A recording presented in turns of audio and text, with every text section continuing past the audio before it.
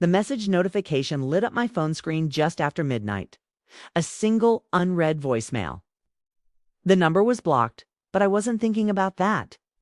I was thinking about how late it was, how I needed to get to sleep.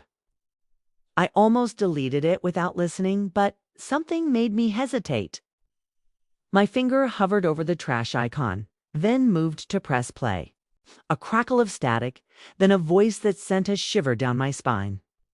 A voice I hadn't heard in 2 years, not since the funeral. It was my mom.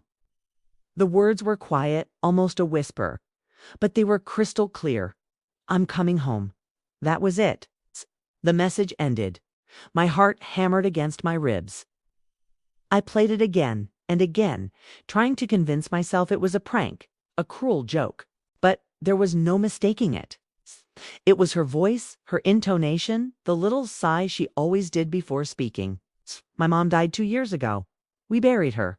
I was there. Sleep was impossible after that. I spent the night staring at the ceiling, the 3 words echoing in my mind. "I'm coming home." The next morning, I was a wreck. I tried to dismiss it as a dream, a hallucination brought on by exhaustion. But the voicemail was still there on my phone, a digital ghost I couldn't delete. I called my sister, my hands trembling so badly I could barely dial. I didn't know how to start, how to explain it without sounding insane. "I got a voice message last night," I finally managed to say. From Mom, there was a long silence on the other end. That's not possible," she whispered, her voice tight with a mix of fear and disbelief. I told her what it said. She didn't believe me. Not at first. She suggested it was an old recording, a glitch in the system. But how could a blocked number leave an old message? Didn't make any sense. Later that day, another strange thing happened. I was making coffee when I noticed something on the kitchen counter. It was a small, worn-out photograph of my mom and me at the beach, taken when I was a kid.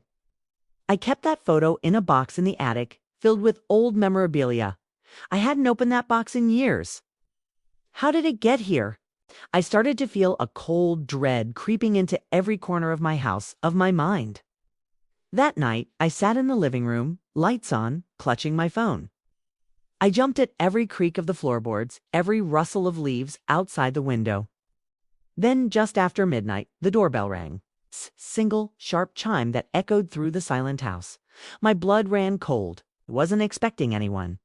I crept to the door, my heart pounding in my ears, and looked through the peephole. The porch was empty. There was no one there. But resting on the doormat was a single white rose, my mom's favorite flower. And I knew with a certainty that terrified me to my core that she was keeping her promise. She was coming home.